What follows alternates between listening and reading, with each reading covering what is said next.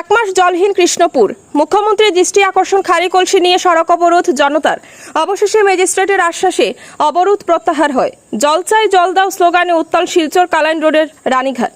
হর ঘর জল স্লোগান যেন কেবল পোস্টারে, বাস্তবে জলহীন পূর্বতন বরখলা বিধানসভা হলেও বর্তমানে ডিলিমিটেশনের শিলচর সমষ্টির রানীঘাটের Krishnapur Bhairabnagar.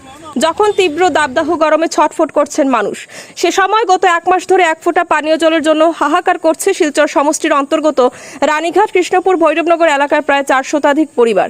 Krishnapur Bhairabnagar water supply scheme থেকে জল সরবরাহ না হওয়ার ফলে সাধারণ মানুষের জীবন চরম সংকটে। বন্যার ভয়াবহতা থেকে সদ্যমুক্ত এই জনপদে পানীয় জলের এমন সংকট সাধারণ মানুষকে নতুন করে বিপদের মুখে ঠেলে দিয়েছে। ওই এলাকার 2-3টি শিক্ষা প্রতিষ্ঠানেও সংকটের ছায়া। শিশু থেকে বৃদ্ধ সকলেই জলের জন্য প্রতিদিন সংগ্রাম করছেন। মঙ্গলবার ধৈর্যের বাঁধ ভেঙে যায়। ক্ষুব্ধ গ্রামবাসীরা খালি কলসি হাতে রাস্তায় নেমে আসেন। জল চাই জল দাও স্লোগানে উত্তাল হয়ে ওঠে শিলচর কালাইন রোড। কয়েক মিনিট রাস্তায় অবরোধ সৃষ্টি করে প্রতিবাদ জানান তারা। জনগণের দাবি, অবিলম্বে 285 Krishnapur Bhairabnagar water supply scheme মেরামত করে সুপেয় পানীয় জল সরবরাহ নিশ্চিত করতে হবে, না হলে এই আন্দোলন আরো বৃহত্তর আকার ধারণ করবে বলে হুঁশিয়ারি দেন তারা। অন্তর্গত 285 নম্বর পিএইচি আজ বিগত এক মাস থাকি এই পিএইচির অন্তর্ভুক্ত যারা মানে ইয়কল আছে জল কনজিউমার সকল আছে অতটুক মানে ভুক্তভোগী জলের কারণে অনেক পরিবারের বাচ্চাইন বয়স্ক মুরব্বী এই জলের কারণে রোগে আক্রান্ত আছে। আজ বিগত এক মাস থাকি আমরা এই যে কমিটি গঠন করা হয়েছে এই কমিটির থাকি কোনো রেসপন্সিবল নাই। আমরা ফোনে এই জল বিভাগের অধিকারীসকলের লগে যোগাযোগ করা হয়েছে, তারাও কোনো রেসপন্স দেন না। বোঝা যায় যে এখান এমন এক জায়গাতে আমরা বাস করি আর আমরা আওয়াজ কেউ নেওয়ালা নাই। যদি আমরা আজকে সব আমরা এই কনজিউমার একত্রিত হইয়া আমরা একটা সিদ্ধান্ত গ্রহণ করা যায়, আর যদি আগামী 2 থেকে 3 দিনের ভিতরে তারা যদি কোনো বিহিত ব্যবস্থা না করে কমিটি তথা জল বিভাগীয় যারা আছেন এরা, তাহলে আমরা অন্য পদক্ষেপে যাওয়ার চিন্তাধারা করব।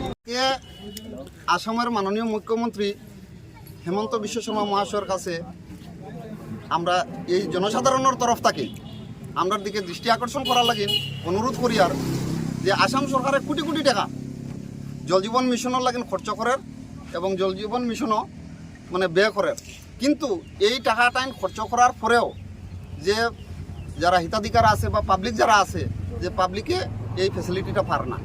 এর জ্বলন্ত উদাহরণ আমরা এই 285 নম্বর পেয়েছি। যদি এটারে যদি প্রমাণিত করতে হয় সরকার থাকি আমরা ডিসি মহোদয়ের কাছে অনুরোধ, আমরা খাসার জেলার ডিসি মহোদয়ের কাছে অনুরোধ যে তাই যদি আইয়া একটা তদন্ত করেন তো এইখানের যে অবস্থা আছে বাস্তবায়ন আছে কিনা তার নিজে প্রমাণ। এই পিএইচডির আন্ডারে কতটা পরিবার আছে? প্রায় 250 থেকে 300 পরিবার আছে। 400 এখানে অনেক শিক্ষানুষ্ঠান আছে, তোমার ওদিকে একটা আছে, ওদিকে আছে। তোমার এখন শিক্ষানুষ্ঠানে যেগুলো ছাত্র আছে তারাও এখন ওই যে তোমার ফ্লাড এফেক্টেড যেগুলো হয়েছে, তোমার এই যে ফ্লাডের বন্যায় মানে অনেকগুলো পানি হয়েছে, তখন এই পিএইচির পানি গত এক মাস থেকে বন্ধ থাকার কারণে এখন ওই যে ছাত্রগুলো তোমার এগুলো পানি মানে জয় করতে হয়, তোমার পান করতে হয় নোংরা জল তার লাগে তোমার সব মানুষ এখানে ভুক্তভোগী তোমার এই জলের কারণে। তিনটা স্কুল আছে এই পিএইচির আন্ডারে। 3টা স্কুলের ছাত্ররা আগে এখন জল যখন স্কুলে আইলে কিন্তু তো স্বাভাবিক আজকে এখানে সব আমার উদ্দেশ্য হইল গিয়ে সব অসহায় হইয়া মানে এখানে জমায়েত হয়েছি, মানে আমরা একটা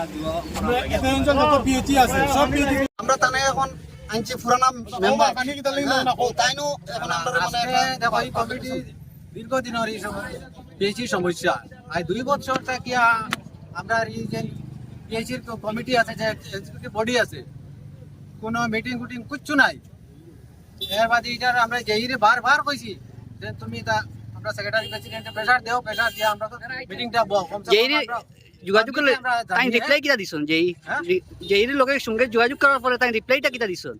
রাজ্য কমিটির লোকে যোগাযোগ করিয়া আজ 2 বছর তাই যোগাযোগ করতরা।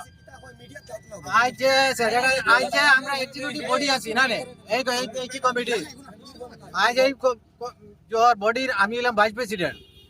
কিন্তু আজ 2 বছর থেকে সেক্রেটারি প্রেসিডেন্টে কইতে বলে কমিটির মিটিং দেখাও কিন্তু তারা এটা কোনো যোগাযোগ দেয় না এটা বুঝছেন নি তারা আমি প্রেসিডেন্ট ভাইস প্রেসিডেন্ট থাকা সত্ত্বেও তারা আমার মিটিং কয় না কইয়া তারা গরুয়া রাত্রে সেক্রেটারির ঘরে তারা মিটিং করে কিন্তু এটা আমরা প্রতিবাদ করলে তারা আরো নানান বাহানা দেখায় অজুহাত দেখায় বুঝছেন নি যার কারণে এখন আমরা কমিটির মানুষ আমি না আরো আছে নীলা এক্সিকিউটিভ বডির মানুষ যার কারণে এই পিএইচি লোক এখন সবে ছাড়ি দিছে ঠিক আছে